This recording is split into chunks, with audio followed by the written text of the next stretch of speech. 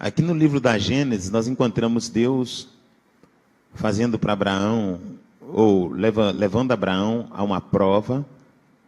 E antes que Deus venha introduzir Abraão dentro desse contexto de provação, ou antes que Abraão entre dentro desse contexto de prova, a Bíblia faz um pano de fundo concernente os eventos que antecederam este evento do capítulo 22 da Gênesis. E eu quero dar uma explainada assim nos capítulos que antecedem esse capítulo, só para você recordar algumas coisas. A narrativa diz assim, no verso 1, depois dessas coisas, quais são as coisas que antecedem esse pedido de Deus para o patriarca? Primeiro eu quero que os irmãos entendam que Abraão, ele aceitou uma proposta ou um estilo de vida que Deus lhe apresentou. Deus apresentou um estilo de vida para Abraão, e Abraão aceitou esse estilo de vida, decidiu entrar dentro da metodologia de vida que Deus lhe apresentou. Qual foi essa metodologia, qual foi esse estilo de vida que Deus apresentou para Abraão? No capítulo 12 da Gênesis, nós encontramos Deus chamando Abraão na terra de Ur dos Caldeus e dizendo, Abraão, e ele fala, eis-me aqui. E o Senhor fala, sai da tua terra, da sua parentela, da casa de seu pai, e vai para uma terra que eu te mostrarei, e sê tu uma bênção.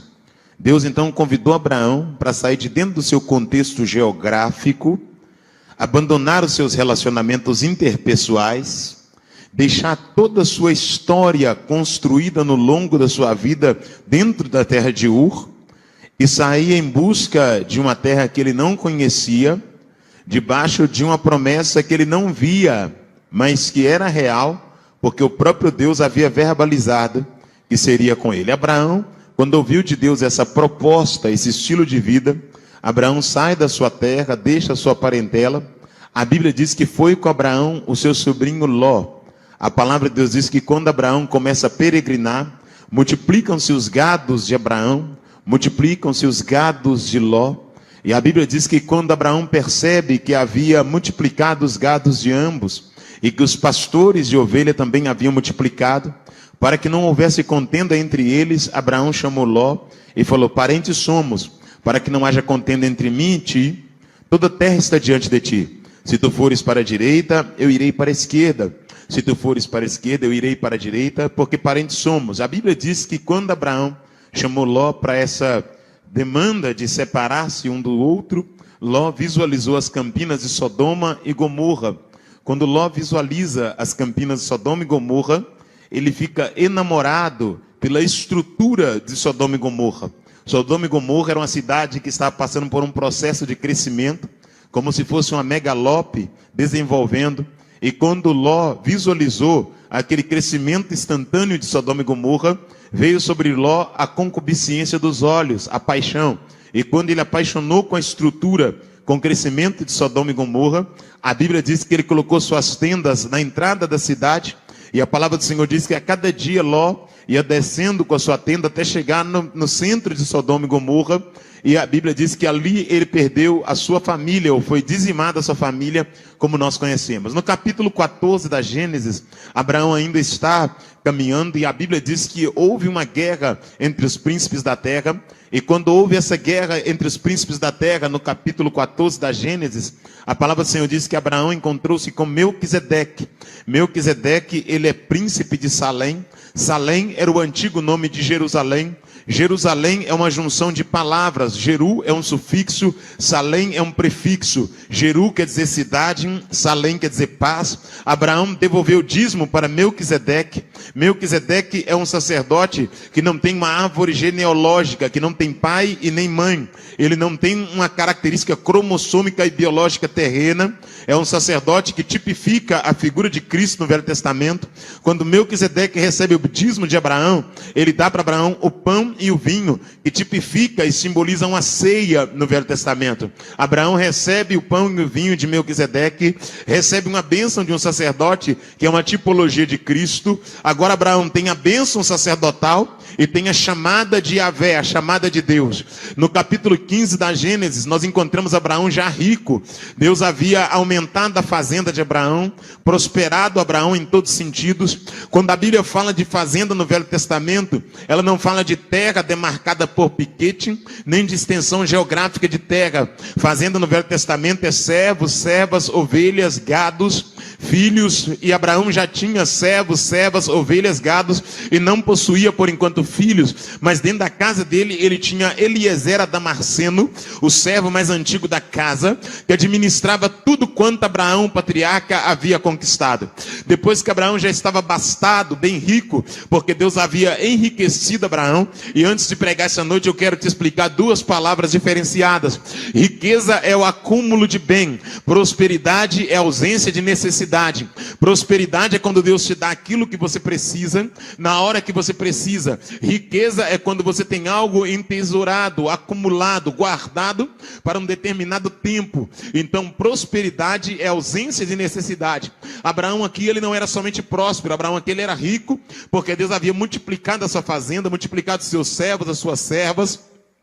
E Deus havia prosperado também todos que estavam próximos de Abraão, porque emanava de Abraão uma grande promessa. Nesse período que Abraão já está rico, habitando naquela região da terra de Canaã da Galileia, a Bíblia diz que Abraão agora, ele entra na sua tenda abastado, bem decidido, bem definido financeiramente. E quando ele está na sua tenda tranquilo, Deus aproxima da tenda teofanicamente. E eu quero que você preste bem atenção no que eu vou dizer aqui essa noite, rapidamente, porque sempre você vai notar Deus chamando Abraão, dialogando com Abraão, chamando Abraão para um relacionamento, e Abraão ouvindo a voz de Deus, e o caráter de Abraão sendo lapidado pela presença de Deus. Deus chama Abraão e fala, Abraão, e ele fala, eis-me aqui. E o Senhor fala, Abraão, eu sou o teu escudo. A primeira coisa que Deus disse para Abraão dentro da tenda é, eu sou o teu escudo. Escudo é arma de defesa. O escudo é uma arma de defesa. O escudo é diferente do broquel. O broquel serve para defender das flechas, dos dardos que vêm de longe.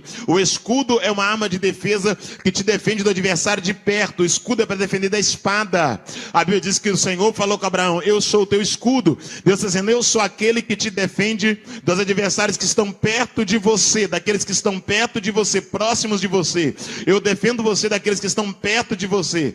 Então a primeira coisa, obrigado. A primeira coisa que Deus diz, eu sou o teu escudo. Depois Deus falou, eu sou o teu galardão. Obrigado, sonoplasta. Eu sou o teu galardão. Galardão é coroa, é presente, é prenda, é dádiva. Deus falou, Abraão, eu sou o teu escudo e eu sou o teu grandíssimo galardão. Isso é Deus falando com Abraão dentro da tenda. Quando Abraão escuta a voz de Deus, lhe dizendo que Deus é o escudo e que Deus é o galardão, Abraão fala para Deus, Senhor, o que mais me dará, visto que eu não tenho herdeiro, e Eliezer Damasceno possuirá tudo quanto eu tenho na minha casa. Abraão está dizendo, Deus, eu tenho tudo que o Senhor prometeu, e agora o Senhor me fala que é meu escudo e que é meu broquel, mas eu não tenho filho, eu não tenho alguém que tenha a minha característica cromossômica e biológica, eu não tenho alguém que traz o meu DNA, eu não tenho alguém que dê continuidade à minha árvore genealógica. Preste atenção que eu tenho a palavra de Deus para ti essa noite. A Bíblia diz que quando Abraão fala isso com Deus, dizendo o que mais me dará, sendo que eu não tenho herdeiro, Deus pega Abraão e leva Abraão para fora da tenda. No original diz que Deus o levou para fora da tenda.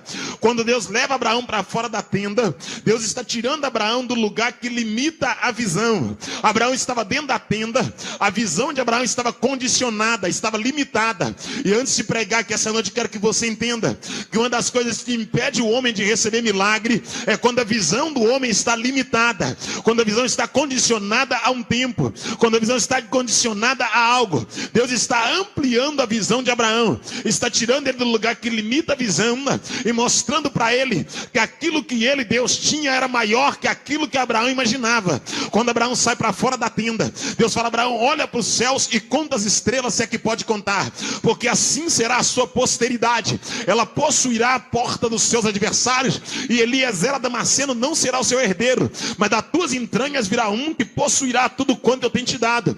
Abraão então então disse: é o Senhor que fala comigo, dai-me um sinal de que o Senhor está aqui. Deus fala: Abraão, pega um cordeiro, pega um novilho e pega também um cabrito, parte pelo meio e coloca uma banda na frente da outra, pega pombas e rola e não parta, e coloca também junto com as bandas de cabrito, cordeiro e novilho. Abraão assim fez, colocou sobre o altar. E Deus disse: Abraão, eu passarei entre o sacrifício e tu me verás pelas costas, porque o vivente que vê a Deus face a face não viverá, mas morrerá.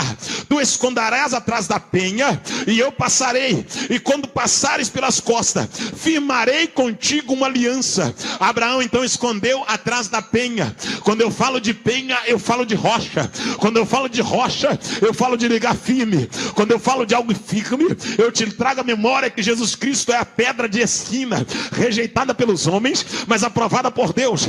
Quando eu falo de pedra, eu me lembro do que Deus, o Senhor, fez com Davi. Quando eu falo de Davi, eu me lembro de Jessé. Quando eu me lembro de Jessé, eu me lembro da terra de Belém. Quando eu me lembro de Belém, eu me lembro da pessoa de Eli. Quando eu me lembro de Eli, eu me lembro dos seus filhos Ofni e Finéias. Quando eu me lembro de Ofni e Finéias, eu me lembro de Ana. Quando eu falo de Ana, eu me lembro de Ramá. Quando eu me lembro de Ramá, eu me lembro de Eucana. Quando eu falo de Eucana, Efrateu, homem bom casado com Ana. Ana esta que não podia ter filhos, que tinha sua madre cerrada, subia até a casa do Senhor para poder orar. Quando Ana subia, a adversária chamada Penina, que dava filhos para Eucana, caçoava de Ana. E a Bíblia diz que Ana subia e dobrava o seu joelho próximo ao pilar da casa de Deus. Quando eu falo que Ana dobrava o joelho próximo ao pilar da casa de Deus, eu quero que você entenda que Ana não ficava no Facebook na igreja, Ana não ficava no WhatsApp na igreja, Ana não ficava jogando joguinho na igreja, Ana não comia pipoca na hora do culto, Ana não desfilava. Ana chegava na casa de Deus, dobrava o teu joelho, acreditando que a casa é santa, que Deus é santo, que a glória é santa, que a presença é santa, e para receber tem que ser santo.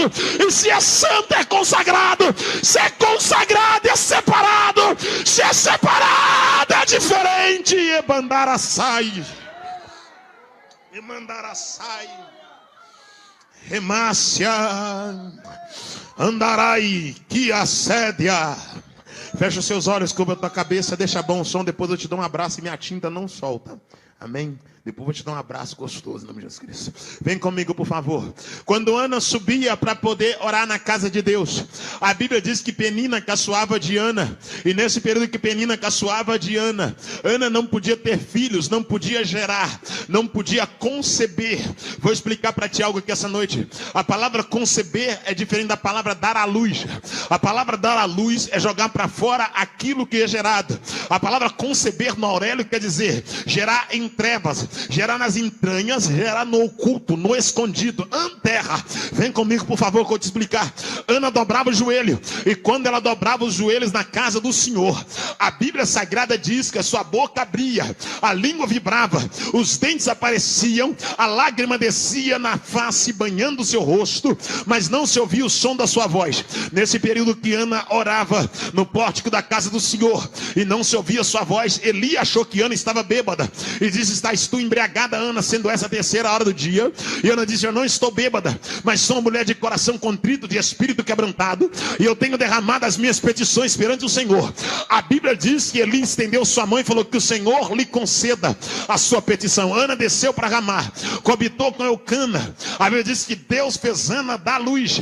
Quando Ana dá luz, ela faz um voto, diz: se for um menino, eu vou consagrar ao Senhor. A nasce a criança, é um menino, bota o nome de Samuel. Samuel é posto na casa do Senhor para ser criado ali dentro. Deus fala com Samuel porque não falava mais com Eli. A lâmpada de Eli estava apagando. Quando eu falo de lâmpada apagando, eu falo de comunhão sendo interrompida. Quando eu falo de comunhão sendo interrompida, eu estou falando de alguém que ouvia Deus, mas agora não ouve mais.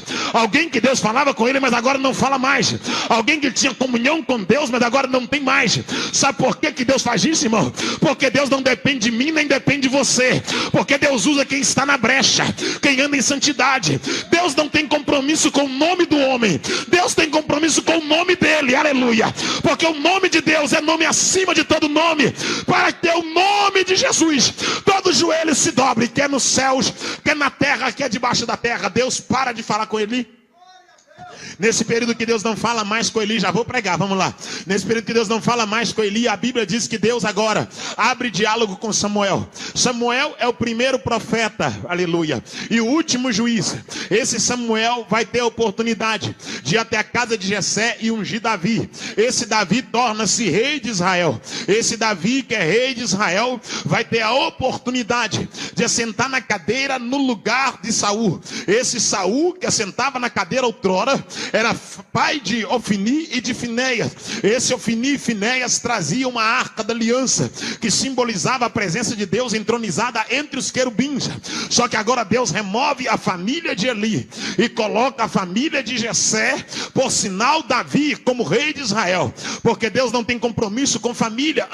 Vou falar algo aqui para ti essa noite, aproveitando que nós estamos ao vivo, se eu não me engano, para alguém entender nessa nação, Deus não tem compromisso com cacique de igreja, Deus não tem compromisso com líder de tribo. Na igreja evangélica protestante não cabe papa.